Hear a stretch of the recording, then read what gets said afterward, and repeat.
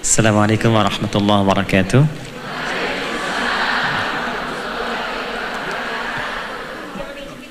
Alhamdulillahi wa kafa, wassalatu wassalamu ala rasulillahil mustafa wa ala alihi wa sahbihi wa dhurriyyatihi wa ummatihi wa man wafa wa ba'd. Faya ibadallah, ahbaballahi wa ahbaba rasulihi sallallahu alaihi wasallam, usi nafsi wa iyyakum bitaqwallahi faqad fazal muttaqun fala tamutunna illa wa antum muslimun. Faqala ta'ala ya ayyuhalladzina amanu taqullaha haqqa tuqatih wa la tamutunna illa wa antum muslimun. Sehat semua? Alhamdulillah. Mudah-mudahan seluruh ibu dan saudariku semua, baik yang ada di dalam area masjid, di sekitaran masjid, dan yang terhubung juga online bersama kajian kita, seluruhnya tanpa kecuali diberkahi oleh Allah Subhanahu wa Ta'ala. Berkah itu tidak cukup dengan amin. Jadi berkah itu ziyadatul khair wastimraruhu. Ziyadatul khair, bertambahnya selalu nilai kebaikan, wastimraruhu, dan konsisten berlangsung dibawa dalam kehidupan.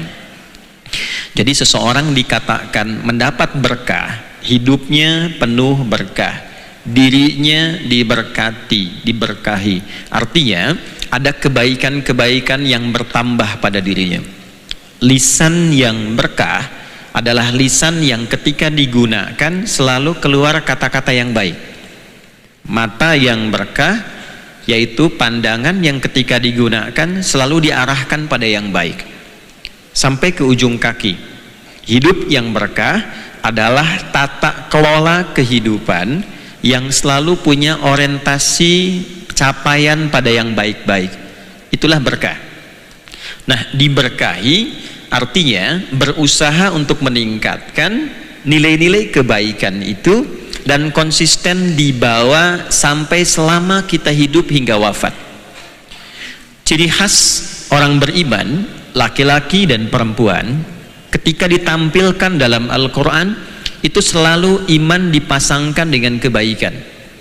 Saya seringkali membuka pertemuan dalam setiap majelis ilmu, misal dengan mencontohkan bagian karakter tubuh kita dulu. Dari mata misalnya. Seringkali orang mengatakan mata itu fungsinya untuk melihat. Tapi ketika mata itu dimiliki oleh insan beriman, seorang yang beriman, baik laki-laki ataupun perempuan, maka iman itu mendorong pandangan sebagai fungsi mata kepada nilai-nilai kebaikan. Itulah mata yang berkah. Misal, untuk perempuan itu ada Quran surah Cahaya, surah An-Nur. Kalau nama-nama surah di Al-Quran itu baiknya ditampilkan dengan nama Arabnya, walaupun ada terjemahannya. Jadi ada nanti kata-kata yang mutlak harus dengan menggunakan bahasa Arab, seperti sholat. Hikmahnya banyak. Selain makna yang tidak bisa dijangkau terjemahannya oleh bahasa lain, ada kedalaman, kekhusyuan, dan juga nanti menjaga orisinalitas ibadah. Karena itu satu-satunya agama di muka bumi yang ibadahnya semua kompak, gerakannya, bacaannya, dari sejak diajarkan sampai kapanpun itu hanya di Islam, sholat. Ya, ibu atau saudariku boleh cek untuk membandingkan saja ya. Tidak harus kemudian kita menilai sesuatu yang kurang baik pada keyakinan orang. Kita punya ajaran lakum dinukum waliyadin. Tapi kalau kita ingin belajar menguatkan iman, silahkan dicek. Setiap keyakinan lain yang memiliki ibadah, di setiap tempat caranya bisa beda, bacaannya bisa nggak sama. Tapi silahkan cek yang di Arab, yang di Afrika, yang di Asia, di Amerika, di Eropa, di Chicago, Amerika, di Chicago, di Bandung, ya kan? Singapura, ya, sama kan ya? Ya, semua sama. Ini menunjukkan kebenaran atau bahasa kerennya orisinalitas ajaran Islam. Masih orisinil. Nah, yang paling menarik, Sekarang kita kembalikan kepada pemaknaan tadi. Bacaannya Arab, azan pakai bahasa Arab, dan jadi nggak enak ketika diganti. Ya, misal Allahu Akbar, enak gak? Ada getaran ke hati nggak? Ada, karena ada ayatnya. Innamal mu'minuna alladzina idza dzukirallahu wajilat qulubuhum. Ciri insan beriman itu kalau disebutkan nama Allah, ada konfirmasi getaran di hatinya. Nah, jadi Allah itu menetapkan hukum setiap pergantian waktu dalam sehari. Jadi sehari itu ada 5 waktu berganti. Dari mulai subuh hilang jadi siang, siang hilang jadi sore, sore hilang jadi maghrib dulu, ya, matahari tenggelam dulu, baru muncul malam. 5 waktu. Nah, setiap pergantian waktu ini ada pengecekan iman. Apakah imannya masih ada enggak? Imannya lemah enggak? Imannya posisi kuat tidak? Nah, di antara cara mengecek iman itu, salah satunya yang paling standar dengan menggunakan lafaz azan. Diperdengarkan di telinga. Telinga itu bahasa Arabnya udhun, jamaknya azan. Kenapa disebut azan? Karena panggilan ini satu-satunya lafaz yang diperdengarkan 24 jam di muka bumi tanpa berhenti dan didengar oleh orang yang punya telinga dan pendengaran. Itu sebabnya kenapa waktunya beda-beda, Bu. Bandung dengan Garut beda tipis kan? Ya, kemudian geser ke Ciamis, ke Jawa, ada yang beda 5 menit, beda 10 menit. Itu semuka bumi 24 jam berputar terus lafaz adzan tanpa berhenti. Nah, begitu kita mendengar Allahu Akbar, langsung ada getaran kan di hati. Ya Allah, sudah adzan. Pernah begitu? Nah, beda kalau diterjemahkan. Ya, orang Jakarta adzan misal diterjemahkan. Ini contoh saja ya. Ini contoh. Tuhan gua gede, Tuhan gua gede. Nyambung ke Cipadung tuh. Allah nu agung, Allah nu agung, gitu kan? Nggak enak ya? Nggak enak. Makanya lafaz itu nggak boleh diganti, nggak bisa diterjemahkan. Diterjemahkan dalam arti adzan ada penerjemahnya gitu. Ya, kalau terjemahan tulisan bisa. Termasuk nama-nama surah Al-Quran. Ada terjemahannya, tapi lebih enak kedengaran bahasa Arabnya. Ukhti, lagi ngapain? Murojaah. Surat apa? Sapi. Nggak enak kan? Kamu apa? Lebah. Al-Baqarah, An-Nahl. Itu si Ece nu mau surat naon? Sirum. An-Naml, gitu kan? Ya, jadi dia harus menggunakan bahasa aslinya. Quran surah An-Nur di ayat ke-31 misal. Wa qul lil mu'minati, wa qul lil mu'minati, dan katakan, viralkan Muhammad sallallahu alaihi wasallam pada setiap perempuan-perempuan yang beriman. Awas, ada pembedanya tuh. Nah, kita beriman tidak? Beriman ya? Bisa. Nah, cirinya apa? Ayo. Apa yang membedakan ciri iman yang kita miliki dengan orang yang belum beriman? Saya selalu memilih kata belum beriman karena berharap siapapun bisa beriman. Oke? Cirinya apa? Ternyata iman itu selalu mengantarkan pada keberkahan, pada kebaikan. Jadi misal iman itu, maaf saya berdiri, masuk ke mata. Maka ketika iman itu masuk ke dalam mata, mata itu akan dibimbing oleh iman untuk melihat hanya yang baik-baik saja. Ketika yang dilihat itu menurut imannya tak baik, maka dipandu mata ini untuk berpaling. Berpalingnya pandangan dari yang tidak baik menurut iman itu disebut dengan ghaddul basar namanya. Ghaddul basar. Wa kullil mu'minati yaghdudna min absarihinna. Dan katakan, viralkan Muhammad pada perempuan yang punya iman, maka imannya akan menuntun pandangannya untuk melihat yang baik saja menurut imannya. Jadi kalau standar iman itu jelas. Mungkin bagi sebagian yang belum beriman atau imannya tidak aktif, sinyalnya lemah, dia akan melihat standarnya standar budaya. Kalau budaya bisa relatif, ya. Di Indonesia dengan Amerika budaya berpakaiannya tak sama. Bagi orang Amerika pakaian minim bisa terhormat, tapi menurut iman tak baik dilihat. Palingkan. Nah, dari mata turun ke, oh jangan langsung ke hati aja, ya. Ke lisan dulu. Dari mata turun ke lisan. Coba lihat ayat-ayat lisan, ayat mulut di Al-Quran. Dibukanya kan pakai iman dulu. Ya ayyuhalladzina amanu. Imannya dulu. La yashar qaumin qaum. Ya, duhai insan beriman, pandu lisanmu untuk berkata yang baik. Itulah berkah. Jauhkan dari yang tak baik. Saling mencela itu tak baik. La yaghtab ba'dukum ba'dha. Jangan bikin hoax, jangan gosip, itu tak baik. Jadi secara singkat saya ingin membuka dulu kajian kita untuk melihat apakah sampai siang hari ini, di detik ini, diberi kesempatan kita hidup, sudahkah merasakan standar iman yang kita miliki di level mana? Awas ya, karena keripik pun ada standarnya tuh. Ya, pedas level 1, level 2. Nah, iman kita yang kita miliki di standar yang mana? Apakah lemah, tengah-tengah, atau sudah meningkat? Ciri orang yang standar imannya kuat bukan hanya terlihat pada semangatnya menunaikan ketaatan, rajin sholat, rajin baca Al-Quran. Ternyata standar keberhasilan sholat pun itu amal soleh, itu kebaikan.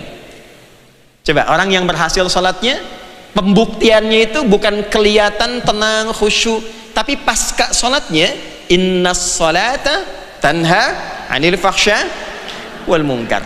Yang baca Al-Quran bukan berapa kali khatamnya, bukan berapa banyak hafalan juznya, tapi perhatikan standarnya. Wa minhum sabiqum bil khairati biiznillah. Dzalika huwal fadlul kabir. Paham? Tidak. Dan ahli Al-Quran yang sukses itu, kata Allah, bukan berapa banyak yang dia telah hafalkan, berapa juz yang telah dia khatamkan, itu utama, bagus, namanya fadlun. Hafal Quran itu utama, istimewa. Membaca, menghatamkan Quran utama, tapi di antara yang istimewa, dzalikal huwal fadlul kabir, yang paling hebat itu adalah sabiqum bil khairat. Berapa banyak kebaikan yang mampu diciptakan dari ayat yang kita baca itu. Jadi baca ayat mata, matanya langsung baik. Baca ayat lisan, lisannya langsung baik. Itulah sebabnya ini mau masuk waktu asar kan? Nanti ada surat Asar, surah 103. Di situ nanti disebutkan iman, pasangannya amal saleh. Wal 'asr innal insana lafi khusr illa alladzina amanu wa 'amilus salihat. Nah, sekarang pertanyaan besarnya, sebagai seorang perempuan, adakah bimbingan di dalam Al-Quran yang mengantarkan seorang perempuan itu menjadi bukan hanya baik, tapi terbaik di hadapan Allah sebagai penciptanya, dan didorong untuk membuktikan keimanannya kepada Allah Subhanahu wa Ta'ala? Maka kita akan temukan tipe-tipe perempuan di dalam Al-Quran yang dengan itu mudah-mudahan akhirnya mengantarkan seluruh yang belajar di siang hari ini, para perempuan muslimah, menjadi baik di hadapan Allah Subhanahu wa Ta'ala. Baik, karena sudah diaminkan, kita akhiri kajian kita hari ini. Baik, ini baru mukadimah ya, kita belum mulai. Sekarang mari kita mulai ya. Jadi saya kasih pembuka dulu supaya mengerti apa yang mau dibahas hari ini. Teman-teman, saudariku, keluarga sekalian, telah kita urai di pertemuan yang lalu tentang beberapa contoh dari kehidupan istri-istri Nabi Sallallahu Alaihi Wasallam. Hari ini saya coba sedikit dulu, bukan ingin melompat, tapi membangun kaidah yang kokoh dulu tentang perempuan, baru nanti kembali lagi kepada istri-istri Rasulullah Sallallahu Alaihi Wasallam. Baik, saya minta izin untuk berdiri supaya mudah nanti terlihat dan berinteraksi. Sebelumnya saya minta maaf, saya duduk sedikit lebih tinggi dari jamaah sekalian, ini untuk sekedar terlihat saja. Bismillah. Tipe perempuan dalam Al-Quran. Saya tidak akan tanya kelihatan apa belum, karena sudah sering ya. Kelihatan Bu? Kelihatan Bu? Kelihatan, bagus Ibu. Belum saya tulis udah kelihatan Bu. tipe perempuan dalam Al-Quran dan Sunnah. Mudah-mudahan terlihat ya, ada layar juga. Mohon maaf pada para laki-laki, pria, muslim, silahkan diikuti saja untuk melihat kira-kira di rumah istrinya masuk tipe yang mana. Dalam Al-Quran dan Sunnah. Dan Sunnah. Saya selalu singkat dengan AQSA, Al-Quran Sunnah Solution. Ini. Yuk kita dasarnya dipelajari dulu ya. Saya senang paham dibandingkan menghafal. Kalau sudah paham itu mudah untuk dikerjakan. Silahkan fokus sebentar. Pertama, kita keluarkan dulu perempuan-perempuan di dalam Al-Quran. Tapi kita buat standarnya dulu. Dari sudut apa, dari sisi apa kita mengenalnya. Sekarang dari sudut masa dulu, waktu dulu, periodenya. Al-Quran diturunkan pada siapa? Ya, Nabi Muhammad sallallahu alaihi wasallam. Standarnya di sini kita tulis Nabi dulu, Nabi Muhammad sallallahu alaihi wasallam. Kita bagi dua. Pertama, perempuan yang ditampilkan di dalam Al-Quran sebelum eranya Nabi Muhammad sallallahu alaihi wasallam. Siapa sajakah tokoh-tokoh perempuan di dalam Al-Quran yang disebutkan, ditampilkan dan hidupnya sebelum masa Nabi Muhammad sallallahu alaihi wasallam? Baik. Nomor satu kira-kira siapa? Nah, tidak usah dikira-kira, kita langsung tulis saja ya. Satu, Sayyidah Hawa dulu, kan itu yang duluan. Ya, istrinya siapa? Nabi Adam. Dari mana tahu bahwa Sayyidah Hawa itu istrinya Nabi Adam? Ya betul, Al-Quran. Di Quran surah kedua, di ayat 35 misalnya. Ini statusnya istri Nabi Adam alaihissalam. Dah, wa qulna ya Adam uskun anta wa zawjukal jannah, dan kami firmankan dengan keagunganku Adam bahwa istrimu untuk meninggali tempat indah sementara waktu jannah sebelum bertugas di bumi sebagai khalifah. Jelas sampai sini? Satu. Dua, siapa lagi? Sesuai periodenya dulu ya, kita urutkan pelan-pelan. Nggak apa-apa. Ini tidak disebutkan namanya, nama disebutkan dalam riwayat nanti. Di Qurannya hanya disebutkan pasangannya, tapi di situ menunjuk pada istri, berarti masuk pada kategori perempuan. Istri Nabi Nuh, siapa namanya? Ibu Nuh, betul. Ibu Nuh. Ya terserah ibu lah.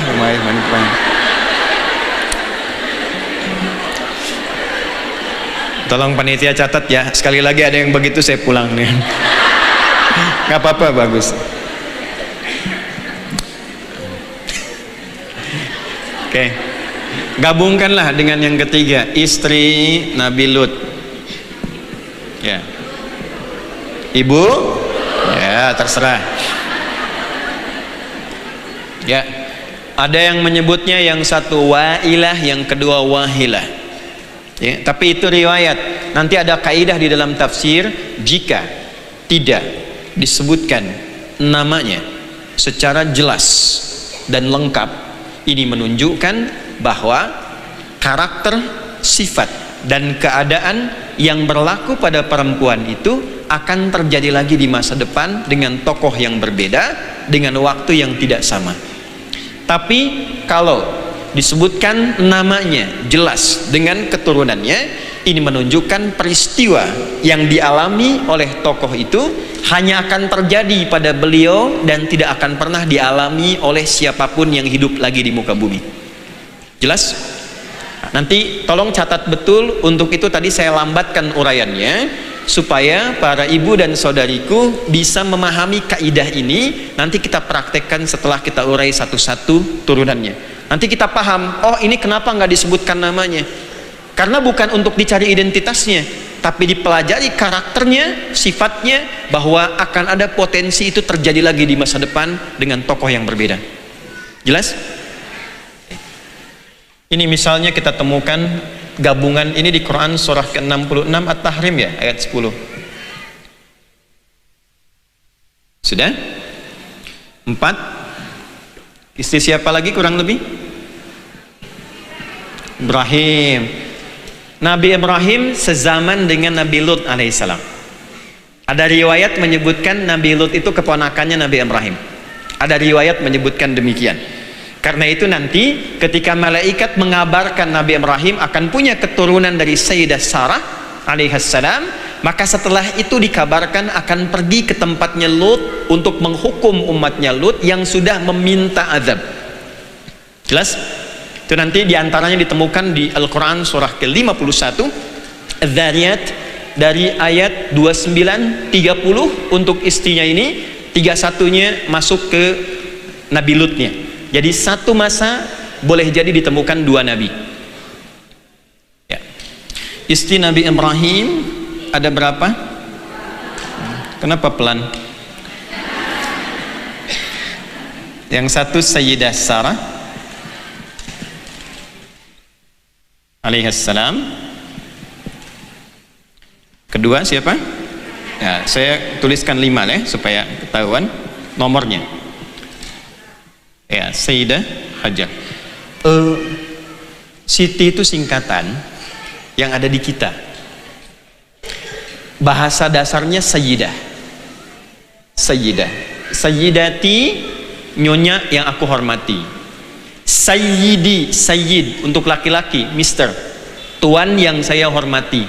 Cuma orang Arab biasanya hanya menyingkat yang laki-laki, Sayyidi, Sidi. Ya Sidi, bapak yang saya hormati. Tapi jarang Sayyidati disingkat jadi Siti. Karena ada makna lain dari Siti, itu nenek artinya. Ya. Ibrahim. Ini Sayyidah. Saya tuliskan Sayyidahnya untuk memberikan penghormatan ya. Hajar alaihissalam. Siapa lagi? Sebelum ke zamannya Maryam alaihissalam, itu anaknya Imran dan Hanna alaihimassalam, kita ke eranya Nabi Musa dulu ya. Asya. Sayyidah Asya binti Muzahim.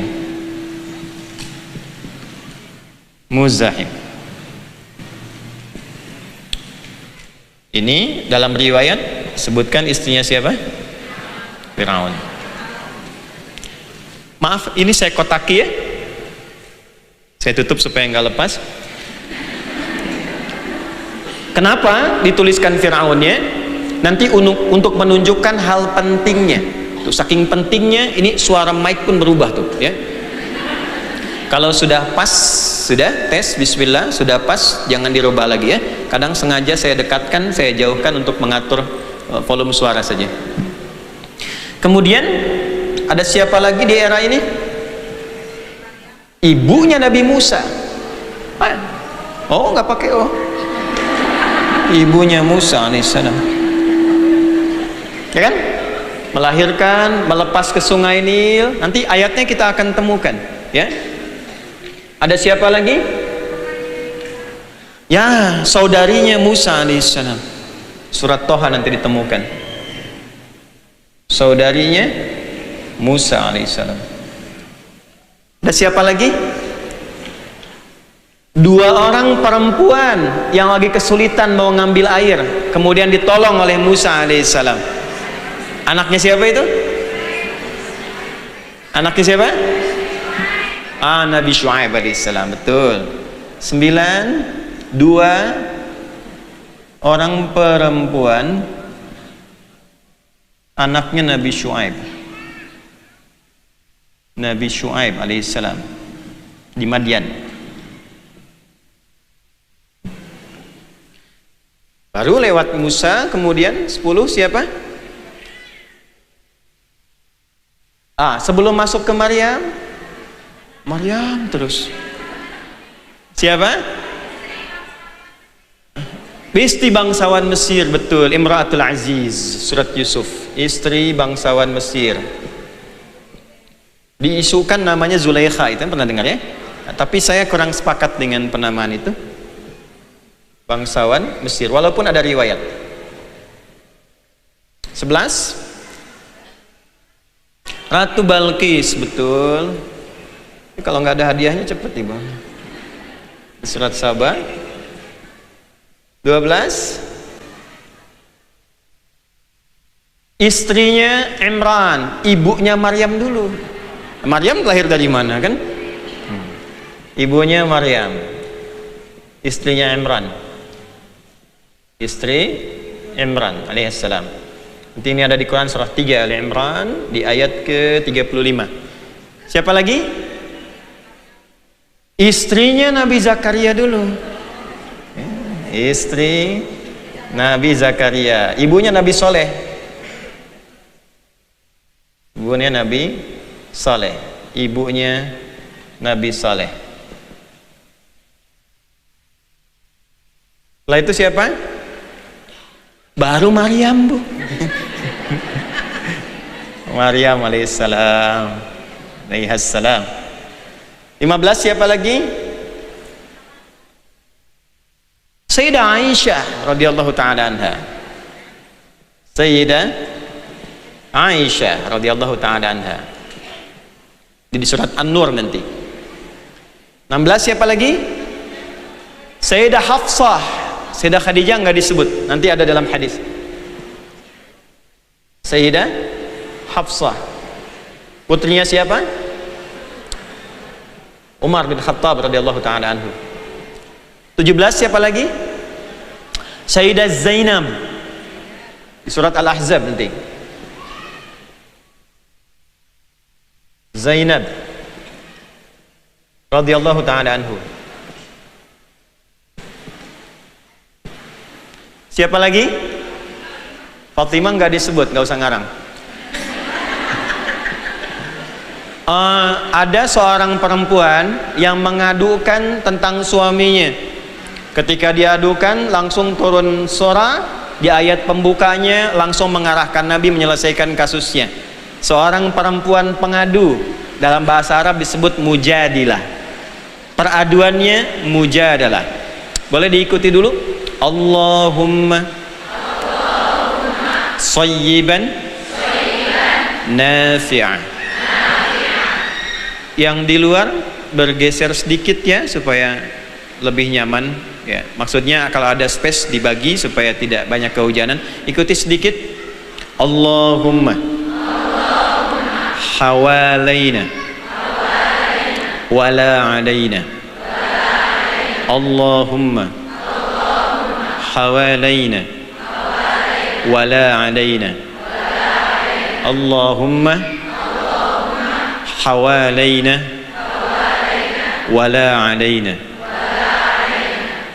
Nah, itu minta pereda hujan sedikit.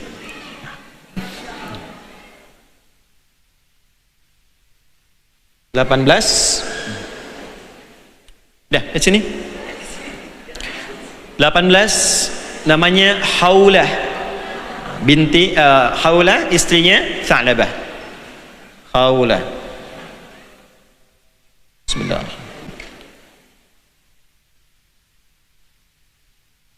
Satu lagi. Istrinya Abu Lahab. Wah, giliran istri Abu Lahab ibu hafal ya. Istri Abu Lahab. Ya nggak apa-apa, fokus ini. Sudah? Yuk baca surat Al-Lahab.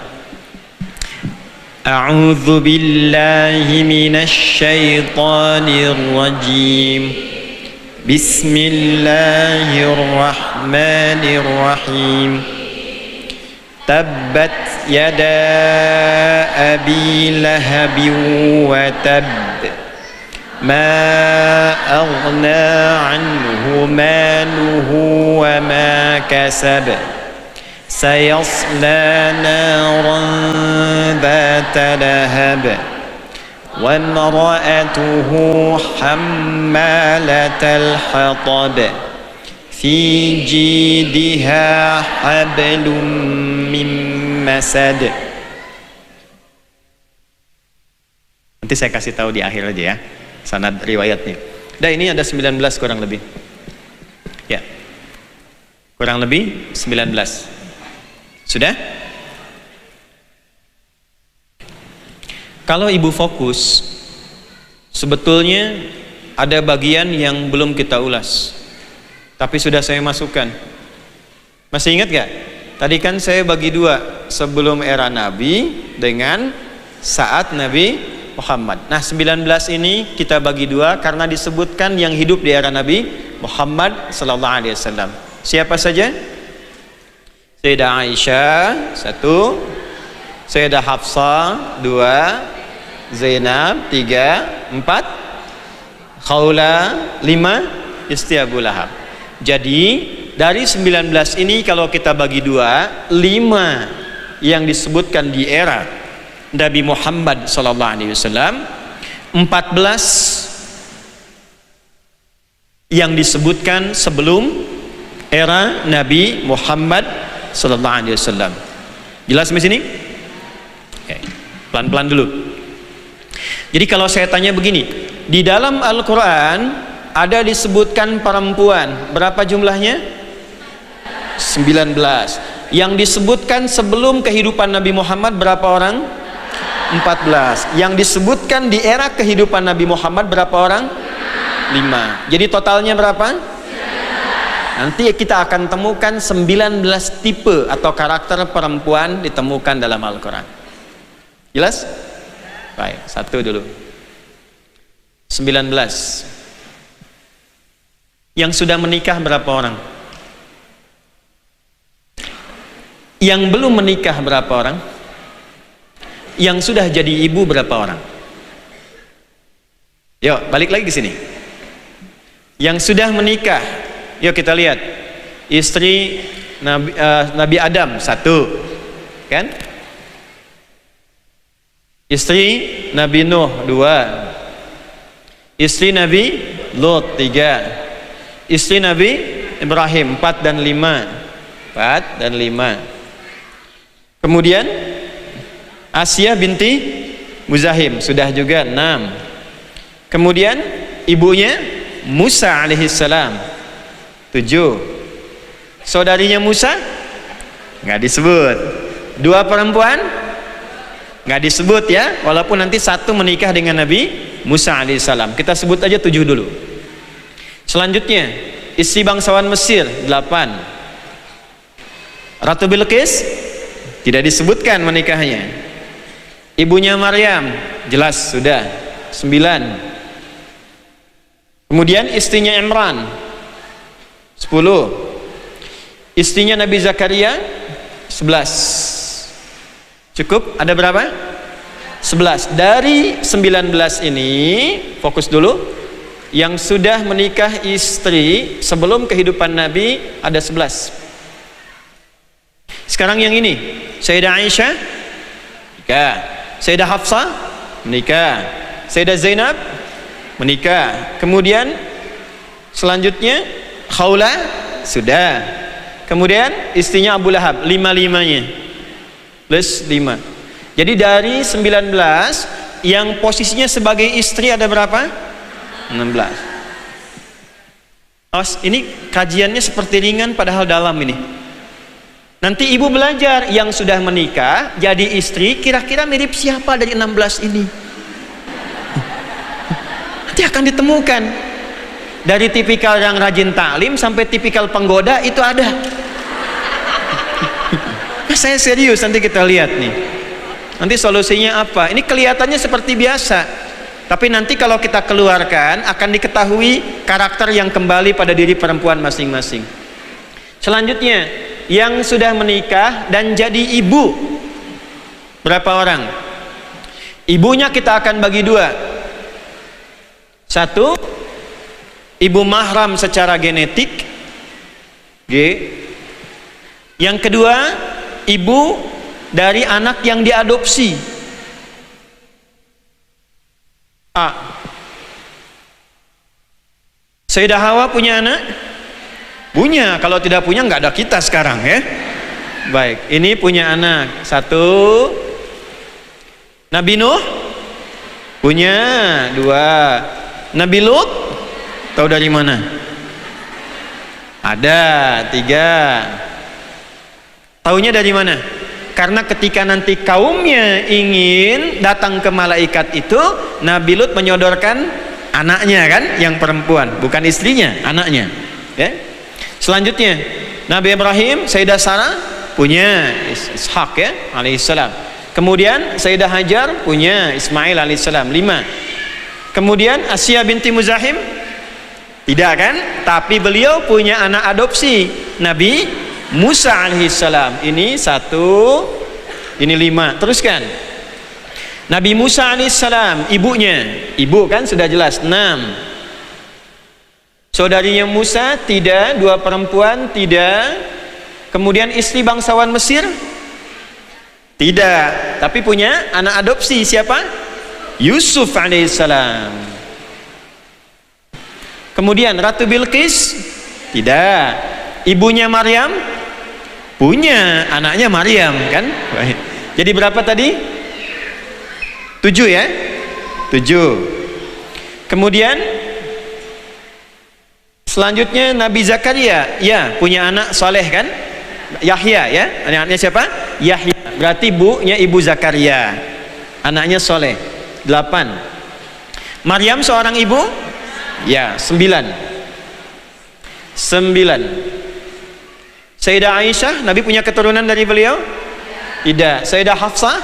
Tidak. Sayyidah Zainab? Teruskan.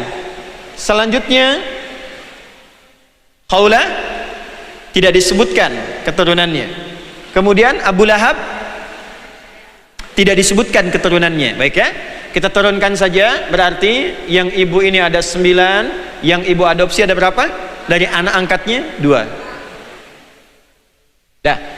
Istri 16, ibu ada 9 karakter. Oke, yang terakhir yang single, yang belum menikah, yang tidak disebutkan pernikahannya. Saudari Musa 1, 2 perempuan.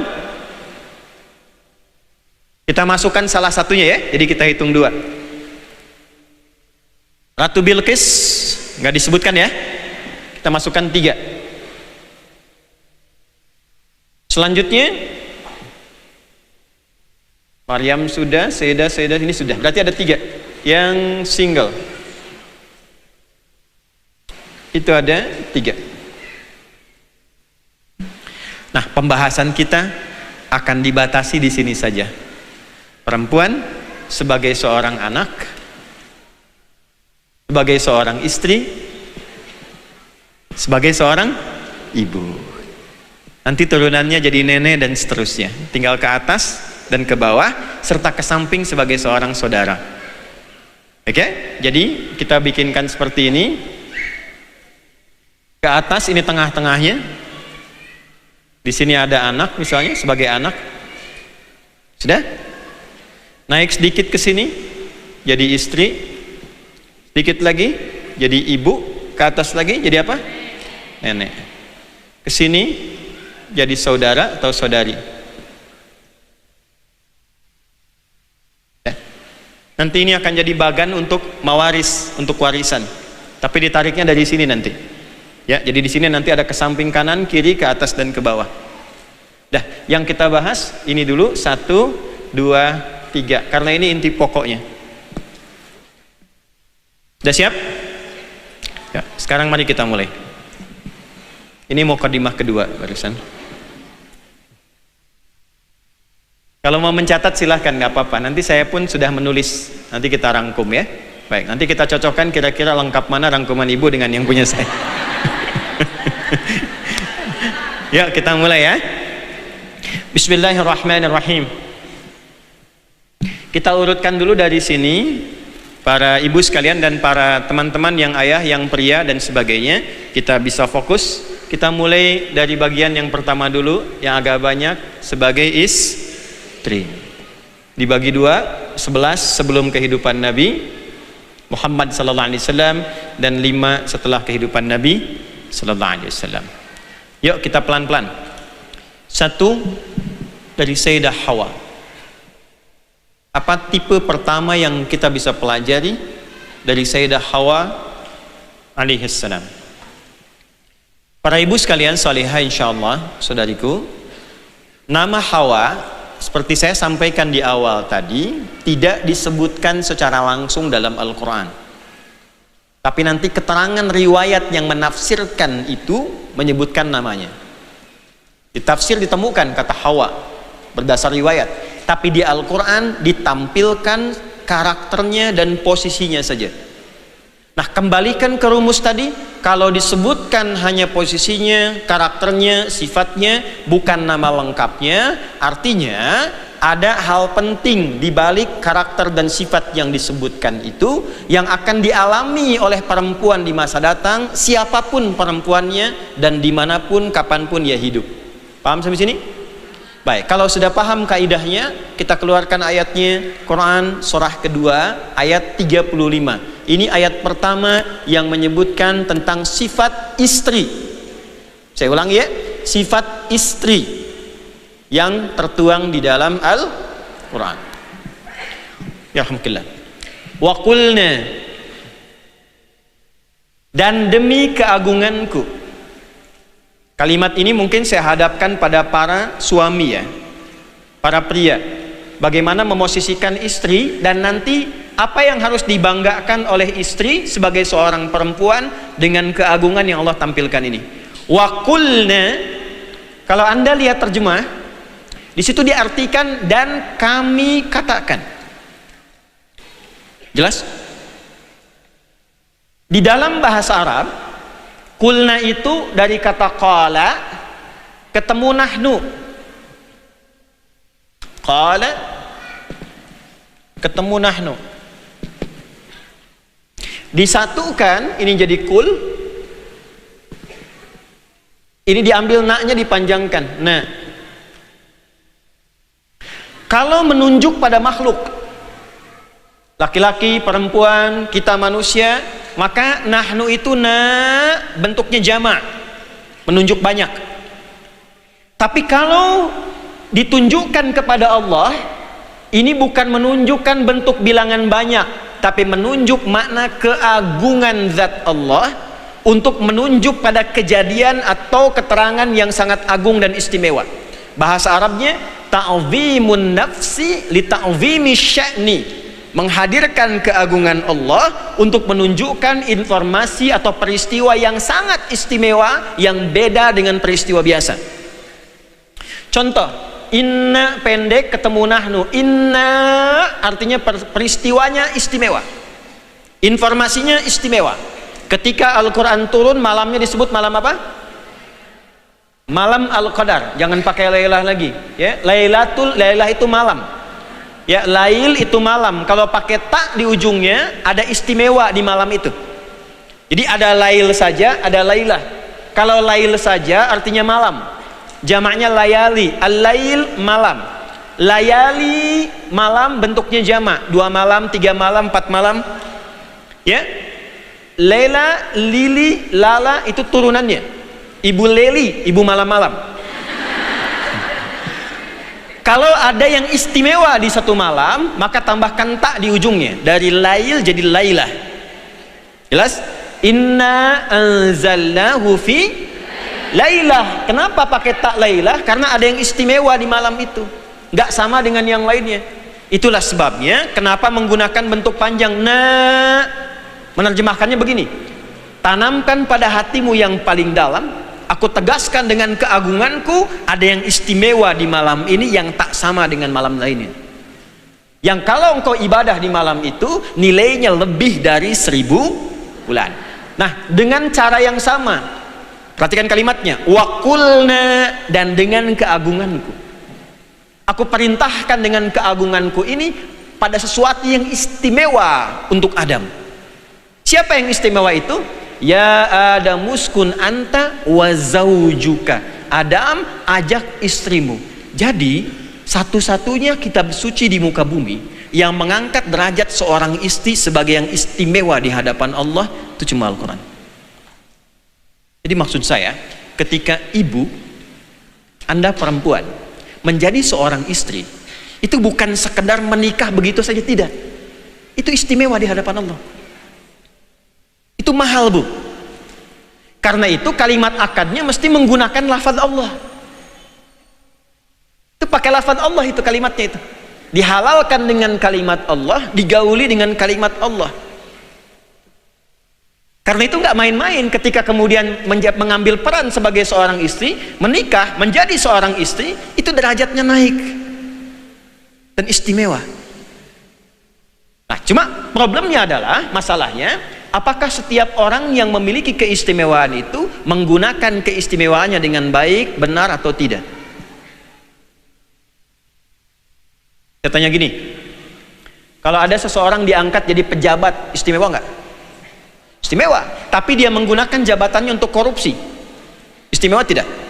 Tidak. Nah, perempuan ketika menikah jadi istri diangkat derajat di istimewa, tapi kalau tidak digunakan pada yang baik keistimewaan itu, jatuh keistimewaannya di hadapan Allah. Untuk itulah nanti kalimat pertamanya supaya menjaga keistimewaan itu satu, wa qulna ya adamuskun anta wa zaujukal jannah. Kalimat pertama keistimewaannya diwakili dengan kata zauj.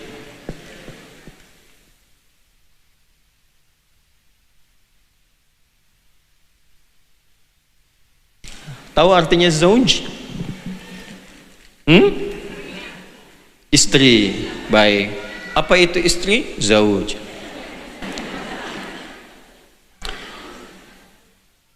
Zauj itu kalau bahasa kerennya lintas gender. Tidak ada nyebut laki-laki atau perempuan. Zauj itu asalnya pasangan yang saling melengkapi. Asalnya. Kalau ingin dibedakan, laki-lakinya zauj, perempuannya tinggal pakai tak, zaujah. Kalau ada zaujah, itu baru menunjuk kepada perempuannya. Zaujati, istriku, pasanganku, yang melengkapi hidupku. Tinggal tambah tak, muslim, laki-laki, perempuannya muslimah. Mukmin, laki-laki, perempuannya mukminah. Soim, laki-laki, perempuannya dapat ya.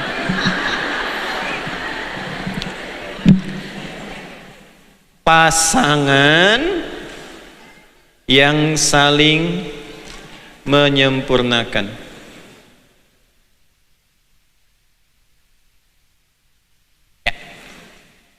Nah, pelan-pelan dulu ya. Pelan-pelan, sebentar. Ibu lihat sini. Nah, teman-teman bisa dilihat ya. Sudah lihat. Ini tangan apa? Ibu nggak usah dadah, cuma nunjukkan tangan apa. Tangan kanan ya. Yang ini tangan? Baik. Jumlah jarinya kanan kiri sama nggak? Sama ya. Ukurannya sama nggak?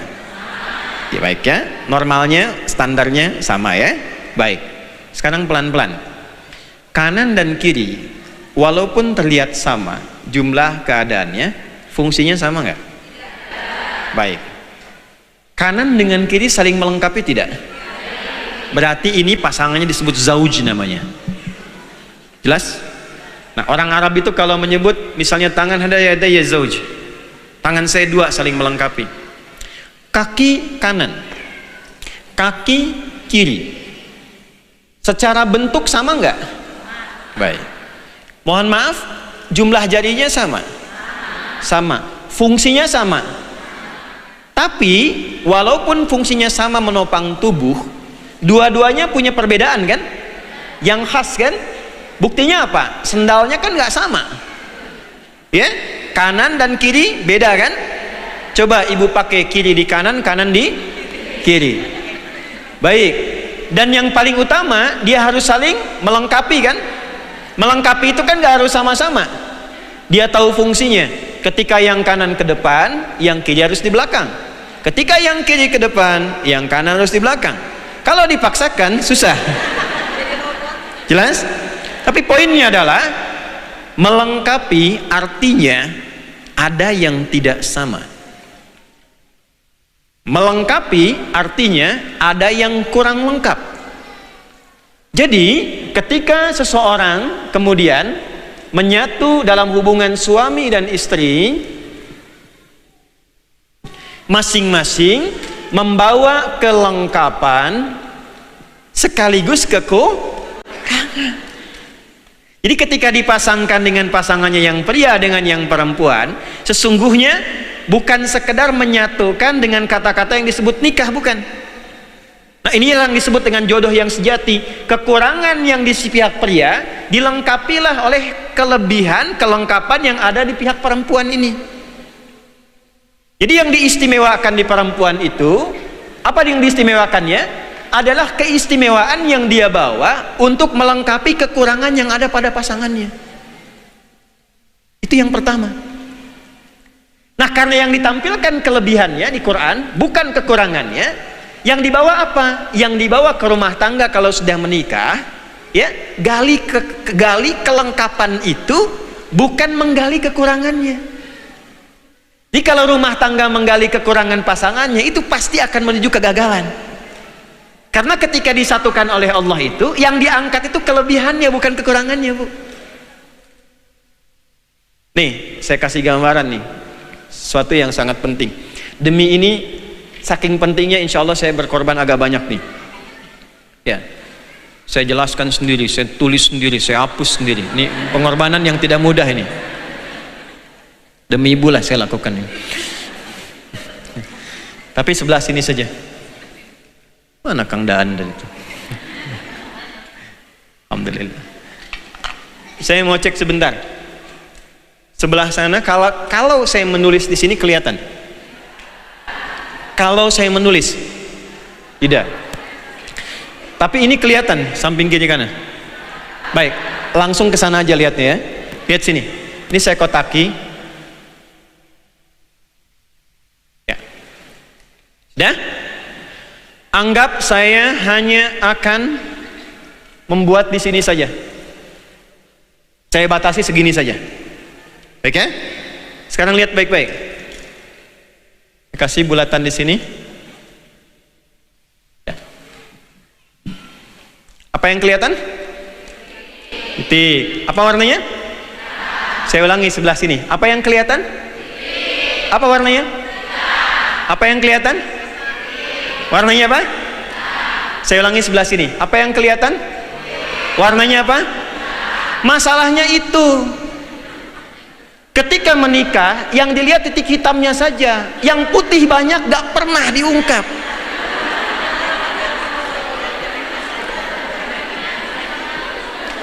Jadi kalau Anda menikah hanya untuk mencari titik hitam, itu pasti mengantarkan pada pertengkaran dan tak pernah selesai.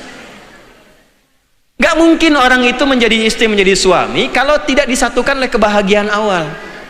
Dan setitik-titiknya itu pasti ada yang putihnya, Bu. Betul, ya.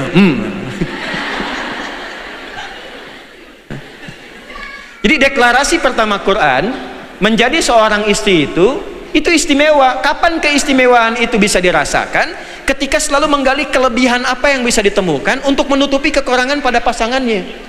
Jadi kalau ibu menemukan kekurangan pada suami, ibu mesti bahagia. Jangan menggali kekurangannya. Kenapa ketika ditemukan kekurangan itu? Karena Allah tunjukkan, justru dengan kekurangan itu ditetapkanlah ibu sebagai istri untuk menunjukkan kelebihan ibu. Ya, cuman satu makhluk yang diciptakan oleh Allah yang tidak punya celah kesalahan, namanya malaikat. Quran surah 66 ayat 6. La ya'sunallaha ma amarahum wa yaf'aluna ma yu'marun. Malaikat tidak pernah salah dan selalu menunaikan tugas sesuai dengan tupoksinya, tugas pokok untuk dilakukannya. Jadi kalau ibu merasa ingin menikah dengan laki-laki yang tidak pernah punya salah, silahkan cari kandidat di kalangan malaikat. Saya kasih tahu dari sekarang ya, malaikat Israel tuh belum punya pasangan.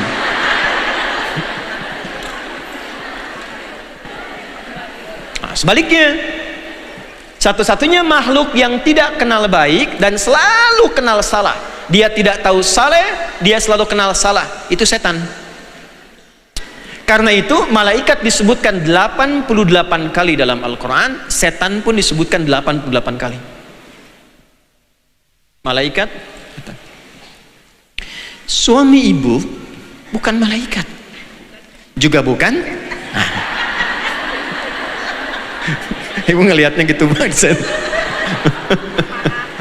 Bukan malaikat, bukan juga. Artinya ketika dia di tengah dan disebut zauj, dia punya kelebihan, tapi ibu harus sadar dia pun pasti punya kekurangan. Nah, iman itulah yang mengantarkan seorang istri untuk selalu melihat yang putihnya dibanding melihat yang titiknya. Maka turunlah Quran surah keempat. Suratnya itu surat perempuan ketika menjadi istri. An-Nisa ayat 19. Quran surat 4 ayat 19. Ini yang masih basic kita ya.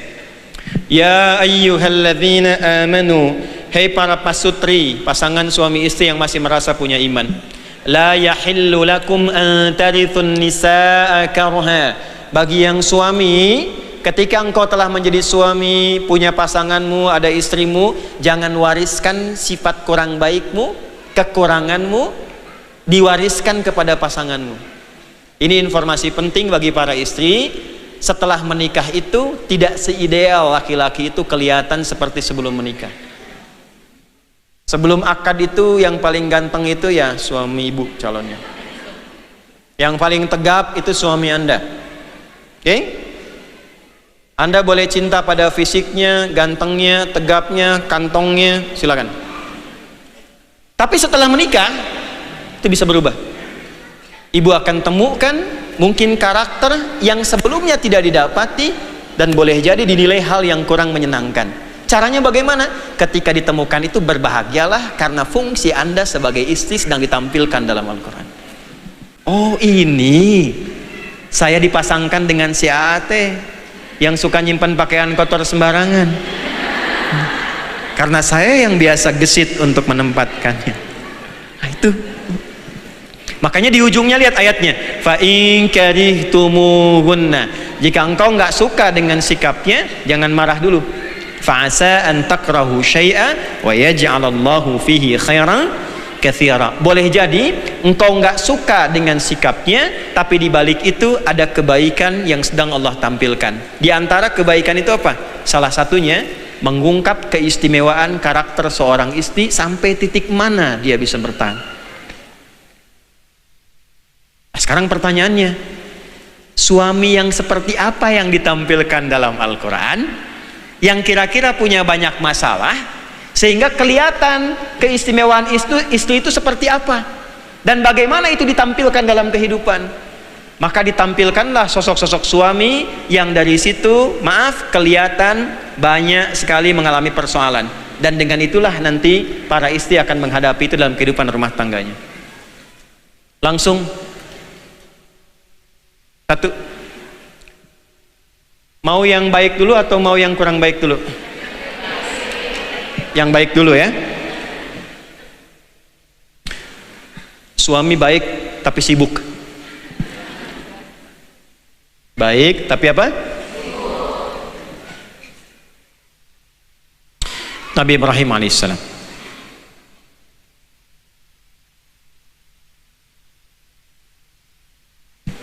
Ya, pelan-pelan.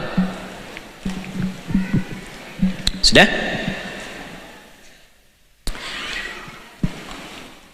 Beliau nabi bukan? Rasul bukan? Saya ulangi supaya pemahamannya sama. Nabi bukan? Rasul bukan? Seorang suami punya tugas mencari nafkah? Punya ya? Perhatikan baik-baik.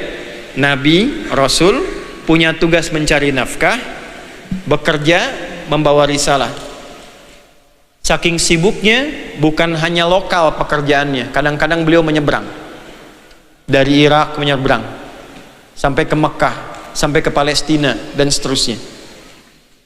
Nah, karena kesibukannya ini, tapi poinnya satu dulu, kesibukannya diarahkan kepada yang baik menurut ketentuan Allah. Perhatikan baik-baik, saya ulangi ya. Kebaikannya diarahkan melalui kesibukan yang diridhoi oleh Allah. Jadi definisi baik itu baik tapi sibuk, baiknya itu baik yang disenangi Allah. Karena nanti ada yang menurut manusia baik, menurut Allah belum tentu baik. Oke, pelan-pelan ya, pelan-pelan. Dari kesibukan ini menjadikan jangankan terhadap istrinya, anaknya pun baru lahir, itu sudah harus berpisah dulu.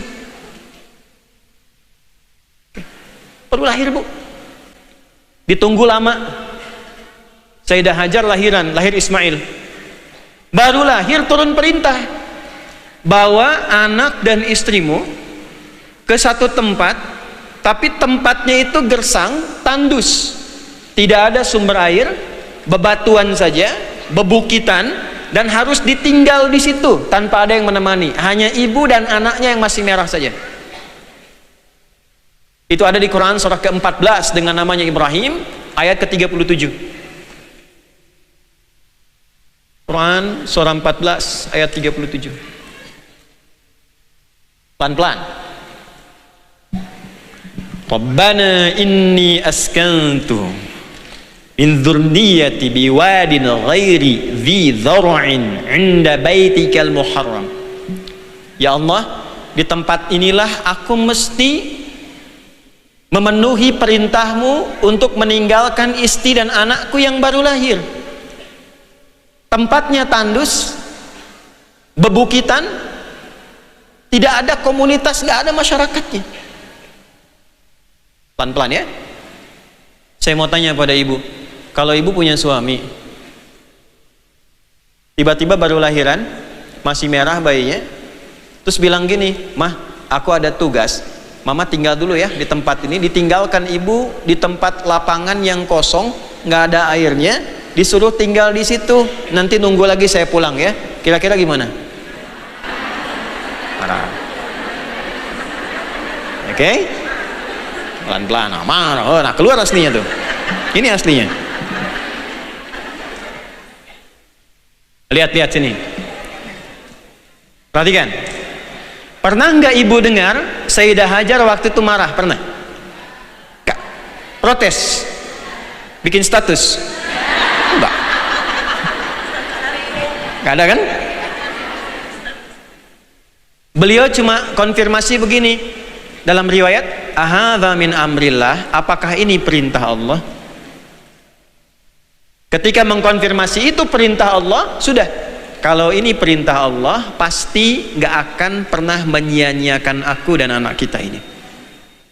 Gak mungkin Allah tetapkan kecuali sudah dipersiapkan segala bentuk kebutuhan untuk mengalami kehidupan rumah tangganya.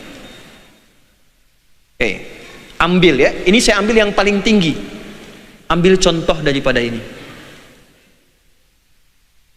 Ya, jangan ngambil yang ustadz lah. Ada nggak yang, maaf ya, istrinya seorang tentara yang harus bertugas ke medan juang? Itu baju seragam, kalau sudah dikenakan, namanya sedang ribat, membela negara.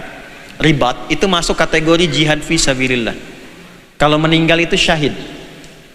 Kalau saat bertugas itu dikenakan seragamnya, dia masih menjaga sholat, dia berzikir kepada Allah, itu jaminannya dalam hadis sahih, bahkan jasadnya tidak dimakan oleh tanah.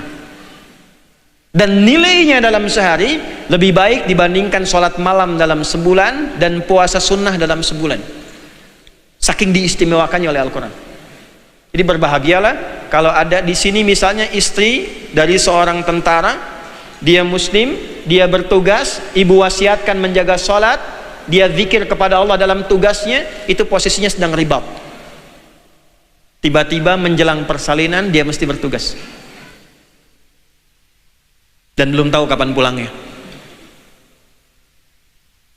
Pertanyaan saya, sedih nggak? Saya ulangi, sedih nggak? Nah, sekarang dari kasus yang semacam ini, Al-Quran bagaimana mengajarkan menjadi seorang istri yang kuat ketika dihadapkan pada kesibukan seorang suami, tapi tugasnya dibenarkan oleh Allah, bahkan istimewa. Apa yang harus dilakukan? Nah, yang semacam ini mahal karena pasti akan dilalui dalam kehidupan. Makanya ketika disampaikan di Quran nggak disebut hajarnya, nggak disebut namanya. Kenapa cuma diisyaratkan kejadiannya? Karena nanti esok akan ada lagi yang seperti itu, walaupun tidak sampai pada derajat yang sama. Kalau ini lebih di atasnya, kita belum apa-apa. Ya. Apa dipikir suami ibu dengan saya misalnya, suami dari istri saya, bagaimana kadar sibuknya? Itu nggak mudah, nggak mudah. Nah, apa yang harus kemudian, kalau ada seorang istri dalam posisi ini, apa yang harus dilakukan untuk menata dirinya sehingga mendapatkan kekuatan karakter seperti Sayyidah Hajar pernah mendapatinya? Satu,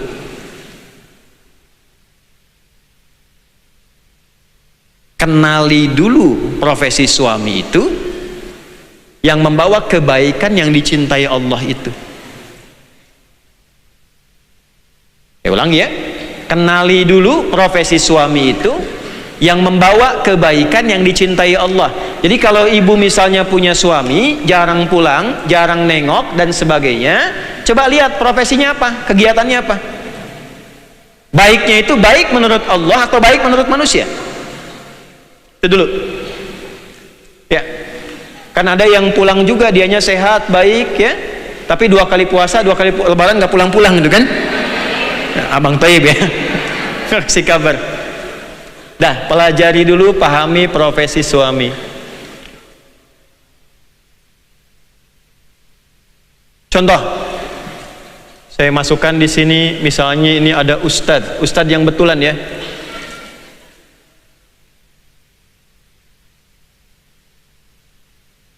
Sudah? Pelan-pelan. Saya sharing sedikit.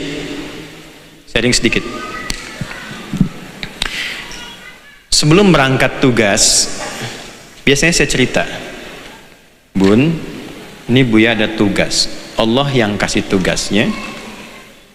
Kalau sudah ditugaskan, pasti semua yang diperlukan itu pasti akan diberikan. Pasti Allah akan jaga. Pasti Allah akan berikan kekuatan pada anak-anak dan sebagainya. Jadi jangan khawatir. Dari semua yang diterangkan ini, istri menjelaskan kembali kepada anak-anak. Jadi kalau saya berangkat, ibunya menjelaskan kepada anak-anaknya, Buya lagi mengajar untuk menyampaikan perintah dari Allah supaya Allah senang. Nanti kalau Allah senang, kakak nanti diberi hadiah. Hidup kita nyaman, dimudahkan oleh Allah. Ketika semuanya sudah terjalin dengan baik, pemahamannya sudah baik, maka perhatikan baik-baik, kepergian suami itu bukan menjadi kepergian yang harus dilepas, tapi kebanggaan yang disyukuri di hadapan Allah Subhanahu wa ta'ala. Terima kasih ya Allah, kau mengirimkan kepadaku pasangan yang kau tugaskan tidak seperti juga tugas-tugas yang kau berikan pada yang lainnya. Suaminya tentara, pelajari bu kemuliaannya. Suaminya polisi, suaminya ex dosen di kampus, kadang ada tugas ke luar negeri. Suaminya dokter, kadang harus diketuk, tidak mengenal waktu. Nah, pelajari kemuliaannya, lihat ayatnya, lihat hadisnya, sehingga ketika dia berangkat itu bukan melepas kepergian fisiknya, tapi membanggakan kemuliaan yang Allah lekatkan pada dirinya dan membangun keyakinan kalau sudah dia berangkat karena Allah, pasti aku pun dan anak-anak akan dijaga di rumah. Itu yang dilakukan oleh Hajar alaihissalam. Ismail nangis bu, perlu air, maaf asinya gak keluar. Tapi apa yang terjadi? Beliau simpan anaknya. Ini mumpung mau musim haji ya sekarang ya, perhatikan baik-baik. Disimpan anaknya, beliau yang berangkat cari air, naik ke atas bukit. Bukitnya disebut apa? Pertanyaan saya bukan itu. Pertanyaannya, apa artinya sofa? Bersih. Apa artinya bersih? Sofa. Itu kursinya, kursi sofa, bersih. Pelan-pelan, lihat sini. Sofa. Bukit ini dinamai sofa sejak dulu atau sejak peristiwa yang dialami Sayyidah Hajar itu? Oke. Dari sofa menuju mana? Apa artinya marwah?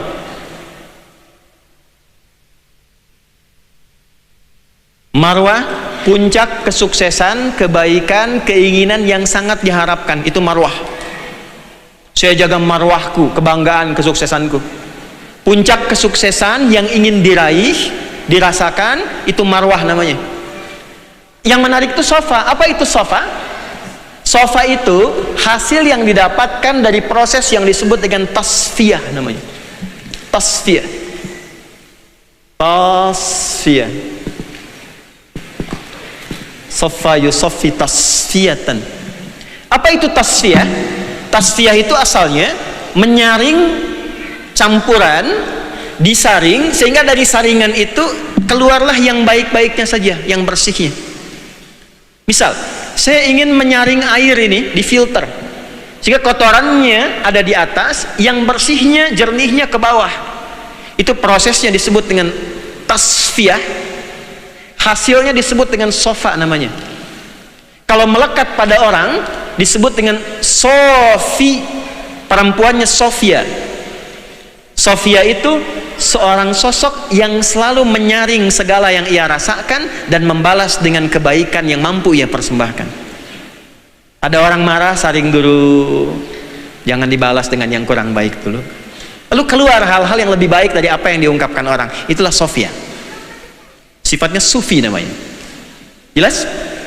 Jadi kalau ada seorang namanya Sofia, cerewet, marah terus, ya, nah, Anda boleh ingatkan, Jeng, Sofia loh, gitu. Hah? Lihat sini. Kenapa bukitnya disebut sofa? Karena beliau ketika akan naik ke atas mencari, itu menyaring semua emosinya, pikiran-pikiran yang gak baiknya. Coba Bu, Ibu bayangkan. Kebayang nggak? Belum kan? Belum saya kasih tahu kan?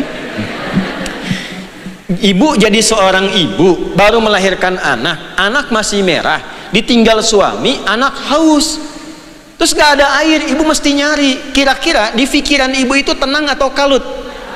Kalut pasti. Nah, atau abdi takut dikantunkan di dia. Nah, misal gitu kan? Kalau beliau bisa bahasa Sunda kan begitu mungkin, kan?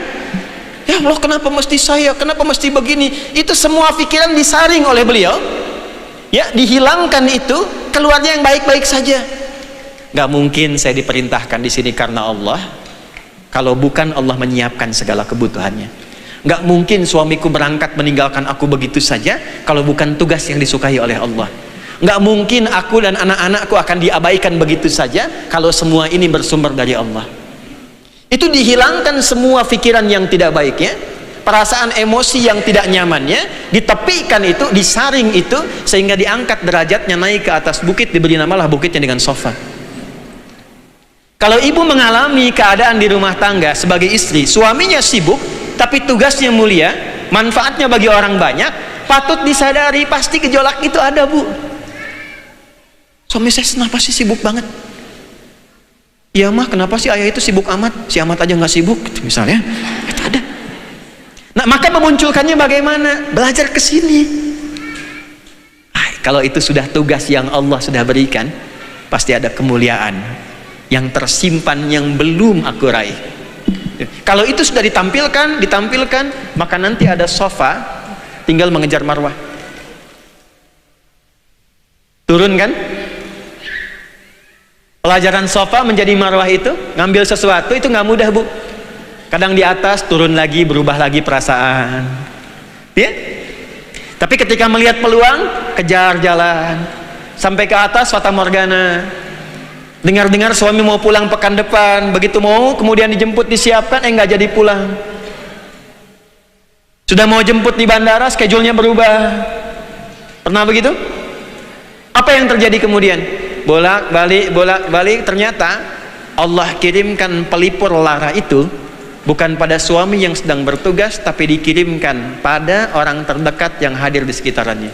Kalau seorang istri dengan tugas suami demikian selalu berprasangka baik, maka Allah akan hijab kegelisahannya dan diberikan kebahagiaan pada orang-orang terdekat yang hadir di sampingnya. Maka Hajar yang bolak-balik, Nabi Ismail yang merengek kakinya menendang. Anak kalau mau ASI kan tangan kakinya bergerak kan? Ya kan? Pertanyaan saya, kenapa waktu naik ke sofa airnya belum keluar? Tapi ketika bolak-balik sampai 7 kali, marwah, sofa, marwah, sofa, marwah, sofa, sofa, marwah berhenti, airnya gak keluar, balik ke Ismail pada keadaan yang ketujuh, des, tendangan keluar, maaf, airnya memancar. Kata ibunya, lihat, zam, zam, zam, zam. Apa artinya? Bukan. Apa artinya? Bukan, gak usah maksa. 1 juta. Saya serius. Ya ibu, apa artinya bu? Ya bukan. 2 juta. Ya bukan. Ya kumpul. Bukan. Ya kumpul, melimpah tidak berhenti. Oh jangan berhenti, boleh 2 juta ya, tolong dilihat ya, sebelah kiri ya. Lihat sini, zam kumpul jangan berhenti, zam kumpul jangan berhenti, zam kumpul jangan berhenti. Kelak itu akan dikenal dengan nama sumur Zam-Zam, air Zam-Zam, artinya yang keberkahannya selalu mengalir tanpa pernah berhenti.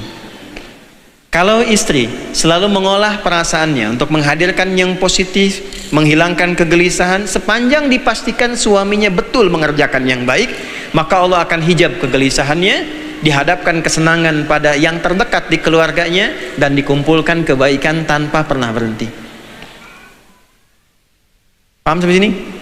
Tapi yang harus ibu pastikan suaminya betul-betul baik. Ini walaupun dia sibuk ini. Karena ada yang baik, maaf, ada yang sibuk tapi tidak baik. Firaun sibuk tidak? Sibuk. Baik tidak? Tidak. Nah kalau yang menemukan begitu bagaimana? Ya mulai. Firaun nama aslinya siapa? 5 juta. Serius? Bukan.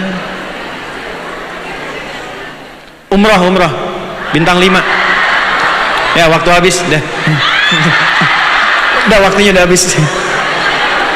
Udah. Ayo coba yang angkat tangan siapa? Ya. Lihat Google, klik.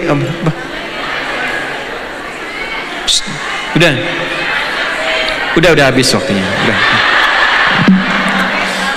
Bu, gini, fokus ibu berubah. Kan tadi saya sampaikan, kalau tidak disebutkan nama aslinya, maka yang dimaksud bukan menunjuk pada keadaan namanya, tapi karakter, sifat, keadaan yang melekat pada sosok itu, yang kelak akan dialami lagi oleh orang-orang di masa depan. Firaun itu dari kata farao, artinya seorang pemimpin, pejabat di masa itu. Ada istri suaminya pejabat. Ini pimpinan tertinggi Firaun dari kata farao, istri pejabat. Nah, istri pejabatnya ada 2. Ada istri perdana menteri yang ada nama yang diisukan namanya Zulaikha itu, Wamra'atul Aziz, istrinya pembesar di zaman Nabi Yusuf alaihissalam. Ada istrinya Firaun, Asyah binti Muzahim itu, ya kan? Nah, saya simpan pejabat yang baik dulu. Ada nggak pejabat yang tidak baik? Nah, ini saya disclaimer dulu ya. Ini saya sedang bahas Firaun nih, bukan bahas yang lain. Jangan dikait-kaitkan dulu nih. Baik ya? Kita simpan dulu ruangnya. Ada kegiatan, intinya kita ambil kegiatannya. Karena di masa itu semuanya itu jadi nggak baik. Yang di kedudukan Firaun nggak baik, yang crazy rich-nya itu juga korun nggak baik juga. Ada intelektualnya, ilmuwan juga, ya. Haman itu kan ilmuwan, nggak baik juga. Yang paling menarik, ada kedudukan yang mengantarkan pada karir suami, keadaannya menjadi nggak baik. Dan di saat itu Anda jadi istrinya. Gimana kurang lebih? Gambarannya gini lah Bu lah. Kalau ibu jadi istri pejabat, tapi kegiatan pejabatnya nggak baik, kira-kira ibu bagaimana? Saya pisah aja. Oh, nggak bisa begitu, tar dulu. Tar dulu, pelan-pelan. Karena pejabat yang baik juga ada. Nabi Yusuf pejabat bukan? Jabat. Menteri koordinator bidang pangan Nabi Yusuf. Nabi Sulaiman pejabat bukan? Pejabat, raja tertinggi. Ya kan? Tapi di sini ada kondisi, kita bukan bahas jabatannya nanti. Kita yang akan kita bahas adalah bila ada sikap dan sifat suami yang tidak ideal, apapun itu, yang terdampak dari pekerjaannya itu. Jadi ternyata banyak sikap suami itu bisa berubah karena lingkungan dan pekerjaan yang dia lalui. Maksudnya itu.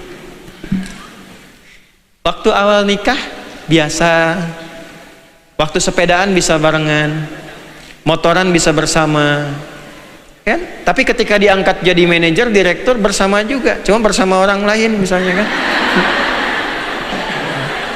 Jangan langsung dibayangkan yang aneh-aneh dulu, sama temannya sibuk sama macam-macamnya. Nah, berubah dia dan sikapnya menjadi nggak baik, jarang nyapa, cuek, berubah jadi galak gitu. Pertanyaan saya, kira-kira kalau ibu menemukan perubahan karakter suami seperti itu, apa yang harus ibu tampilkan? Oh, masa? Bisa aja ibu. Ayo akang teh kunaon gitu kan. Lihat sini, maka Quran menampilkan yang paling ekstrim, Firaun langsung. Yang hobinya bunuh orang. Pelan-pelan. Hobinya bunuh orang. Baru lahir sudah dibunuh. Quran surah kedua ayat 49, yudzabbihuna abna'akum. Karena merasa ada bisikan yang tidak bagus, nah ini ada bisikan. Seringkali yang punya jabatan itu berubah menjadi kurang baik, bukan karena orangnya, karena bisikan sekitarannya.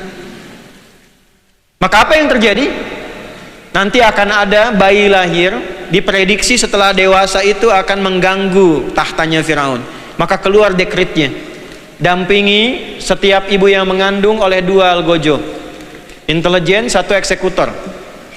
Kalau lahir itu perempuan, lepaskan. Kalau lahir laki-laki, langsung maaf sekali, langsung eksekusi di hadapan ibu yang baru melahirkannya. Jadi lahir laki-laki itu dibanting ke bawah, kemudian dieksekusi. Ya, ada zabaha, ada zabbaha yuzabbihu, ada zabaha yazbahu, itu beda. Kalau sekali aja itu zabaha. Kalau berkali-kali itu yuzabbihu, zabbaha yuzabbihu. Ini yuzabbihuna. Jahatnya luar biasa, ngaku Tuhan, ana rabbukumul a'la. Kalau kesal begini bu, kalau kesal ya, contoh aja, rambut kamu nggak bagus, saya nggak suka, tolong pisahkan kepalanya dari tubuhnya. Alhamdulillah anda hidup di zaman ini. Kalau zaman Firaun bukan diminta dicukur, pisahkan kepalanya dari tubuhnya. Ini yang paling ekstrim. Dan Asiyah sebagai seorang istri dihadapkan pada kondisi ini. Sekarang saya tanya, suami ibu sejengkel-jengkelnya, semenjengkel-jengkelnya, sekurang-kurang baiknya, Firaun bukan?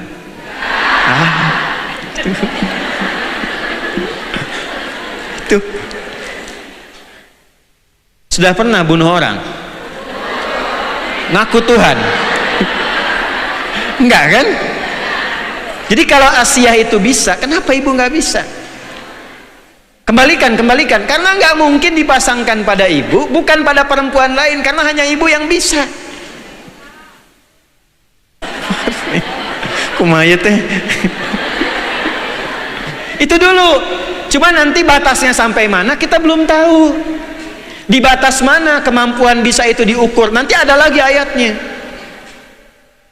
X, Y, Z, kalau dalam bahasa ilmiahnya ada variabelnya, ada standarnya. Ibu berjuangnya sampai mana? Karena Asiyah pun ada batasnya. Hanya beliau mengambil batas paling akhir sampai ajal tiba. Gitu. Ibu nanti ada batasnya juga. Kalau suaminya bertindak begini, seperti ini responnya. Kalau melebihi begini, seperti ini responnya. Kalau lebih kurang bagus lagi, ini jalan keluarnya. Itu ada semua. Pertanyaan saya, ketika berumah tangga menemukan karakter yang kurang ideal pada suami, itu dipelajari enggak? Jangan-jangan putihnya nggak kelihatan, yang dilihat titiknya aja. Itu masalahnya. Dan tidak ada kehidupan rumah tangga yang tanpa masalah, nggak ada. Jadi jangan percaya kalau ada orang berumah tangga nggak pernah bertengkar, itu nggak akan percaya, mustahil. Karena Nabi pun mengalami dinamika rumah tangga. Ya, apalagi saya, ustadz seustad-ustadznya pasti punya masalah. Bohong kalau ada ustadz mengatakan kami tidak pernah bertengkar. Pasti ada masalah itu. Ya. Istri dari ibu yang beda, lahir di tempat yang beda, tumbuh di tempat yang beda, karakter dia beda, tidak sama, harus disamakan, nggak mungkin. Pasti ada adaptasi dulu. Dalam adaptasi ini pasti akan ada karakter yang muncul.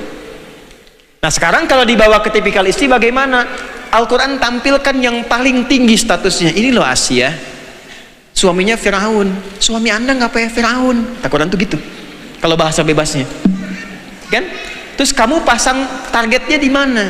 Standarnya di mana? Suami kamu salahnya sampai mana? Kalau kira-kira titik ini solusinya apa? Titik ini solusinya apa? Dan yang paling hebat, Allah pasti siapkan perangkat untuk memberikan kedamaian pada jiwa. Makanya sebelum tumbuh karakter Fir'aun yang jahat pada istrinya itu, dikirimkan Musa dulu sebagai pelipur lara. Begitu marah lihat Musa, tenang lagi.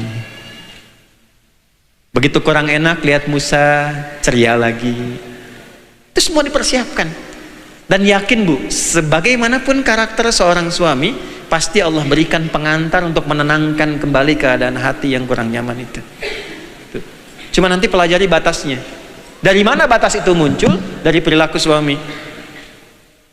Pelanggaran syariatnya kecil, menengah, atau besar. Kalau dia melakukan pelanggaran kecil, bagaimana solusinya? Yang kecil itu biasa, labas, lewat. Kadang bisa selesai dengan canda, nggak usah terlalu serius. Saya agak heran sekarang ada pelatihan, ada daurah rumah tangga kok terlalu serius gitu.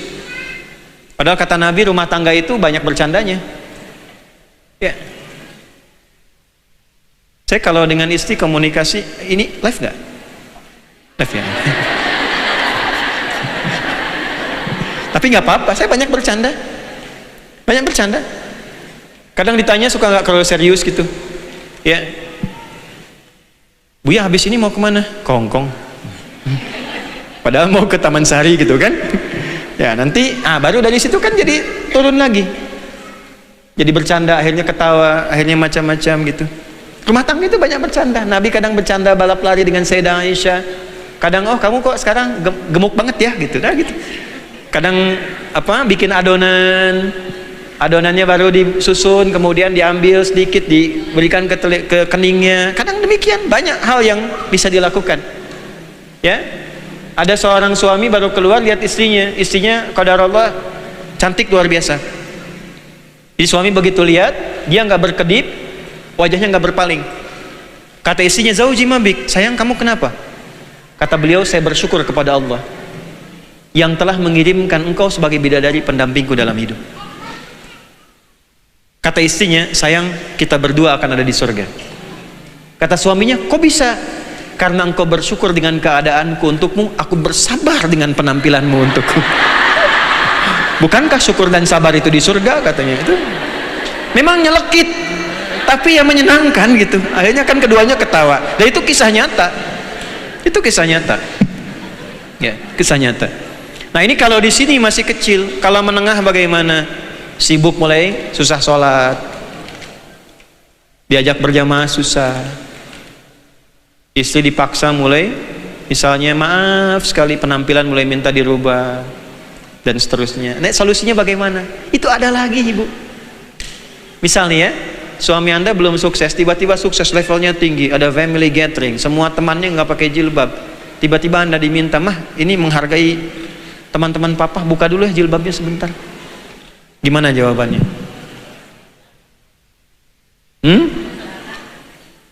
Terus marah dan sebagainya. Nah itu juga ada jalannya di Quran. Ada jalannya. Itu lembut sekali. Ud'u ila sabili rabbika bil hikmah. Tampilkan hikmah. Sayang, bukannya aku nggak mau taat atau nggak mau lepas, tapi mamah itu mendidik sampai sekarang. Persembahan terbesarnya supaya dibawa pulang ke hadapan Allah ini jilbabku. Aku takut ketika dibuka itu tiba ajalku kemudian meninggal, dipakai selama hidup, meninggal tanpa jilbab. Terus dipasang lagi kain kafan dengan kerudung, aku malu kalau ditanya man rabbuka misalnya. Udah kapan lagi aja, kapan-kapan. Nanti itu bisa berubah. Dan itu ada, tidak harus berdebat. Apa? Capek. Ini pun ada lagi. Kalau yang ini muncul, yang ayat 34 surat 4-nya bunyi, coba tenangkan dulu. Coba yang satu di ruangan A, yang dua di ruangan B. Coba datang ke orang tua, diskusi dulu. Coba cari orang bijak untuk memberikan penengah dengan baik. Sampai terus gitu.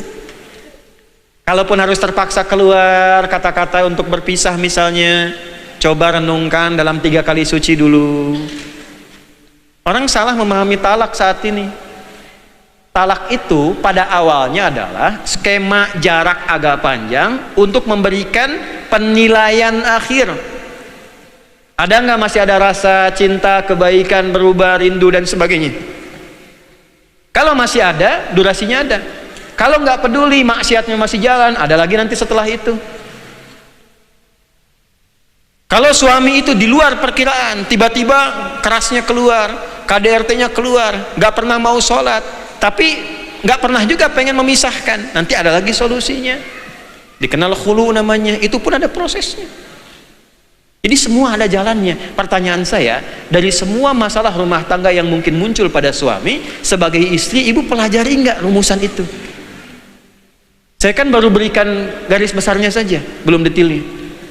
Nah ini tugas, tipenya ada di mana? Sebagai istri seperti A apa? Seperti B apa? Dan turunannya. Ada yang lebih dahsyat lagi. Ada yang lebih dahsyat lagi. Yaitu resikonya tinggi. Dilakukan bisa berpisah, nggak dilakukan adaptasinya nggak mudah. Tapi kalau bisa melewati itu, jaminannya surga. Itu akan kita bahas di pertemuan berikutnya. Waktunya udah habis. Jadi nanti saya ambil garis besarnya sebentar ya sebelum kita berpisah. Nih gini, ada ibu yang single parent. Ada di sini? Ada. Pernah nggak keluarkan ayat Quran tentang seorang ibu yang dijamin masuk surga, hidupnya indah, nyaman, walaupun single parent. Hebatnya, beliau bisa mendidik anaknya lebih hebat dibandingkan ibunya. Dan itu ditiru fikihnya oleh Imam Syafi'i, oleh Imam Ahmad, sehingga anak-anaknya tumbuh hebat di masa datang. Itu ada ayatnya tentang siapa? Maryam. Maryam single parent tidak? Single parent. Ada lagi yang membesarkan anak, istri bertugas luar yang jauh seperti Sayyidah Hajar. Ada lagi yang sudah berumah tangga, divonis gak mungkin punya keturunan, misal. Tapi di Quran itu ada solusinya. Kasusnya seperti siapa? Apakah seperti Sayyidah Sarah Nabi Ibrahim? Apakah seperti misalnya istrinya Nabi Zakaria? Itu runtut sampai amalannya, sampai tempatnya, waktunya, kapannya, dan kejadiannya dan hikmahnya. Sekarang dari tipe-tipe itu saya sampaikan bagian terakhir sebagai penutup. Di Quran tipe perempuan sebagai penutup dibagi 2 bagian. Ibu mesti hati-hati ya. Baik, buruk. Ini sebagai penutup 5 menit saja. Sudah? Yang baik, awas ya, baik sebagai ibu, sebagai istri, sebagai anak. Kalau ingin disebut baik oleh Allah, jaga keistimewaan ini sampai kembali kepada Allah, dan ibu istimewa di hadapan Allah. Perempuan yang bisa mengamalkan amalan yang pertama ini dalam keadaan baik, rizkinya akan dimudahkan Allah, doanya akan cepat dijawab. Jangan dulu amin sebentar. Pertama, dia punya sifat iffah.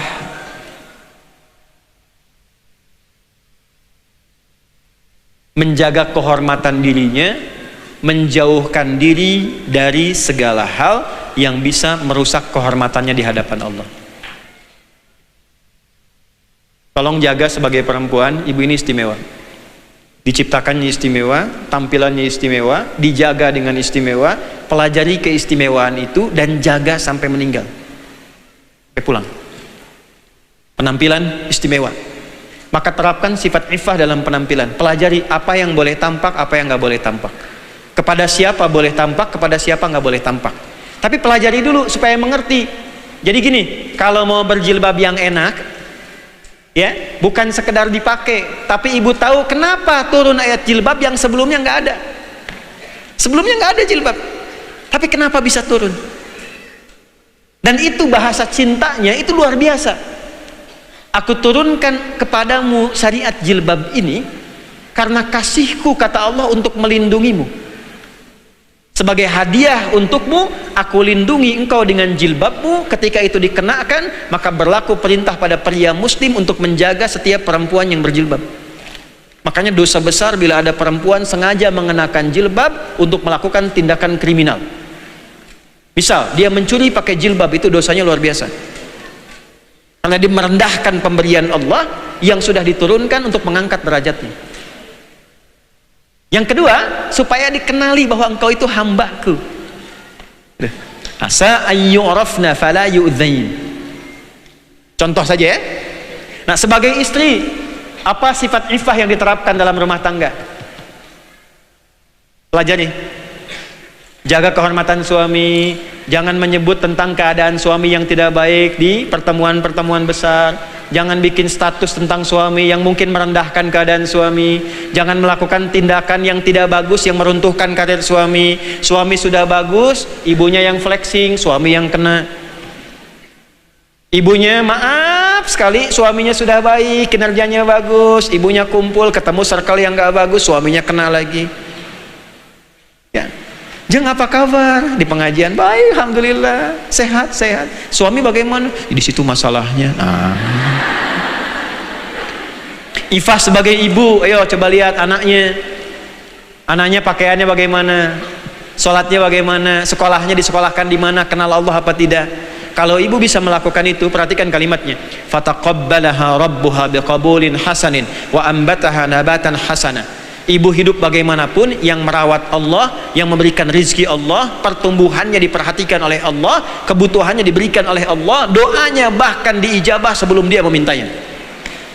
Baru kebersit di hati, Allah sudah kasih. Ini satu ya, yang baik. Saya kasih contoh satu aja ya dari 10, karena waktunya habis kan. Nah, yang jelek itu ada 3. 1, tipikal penghasut.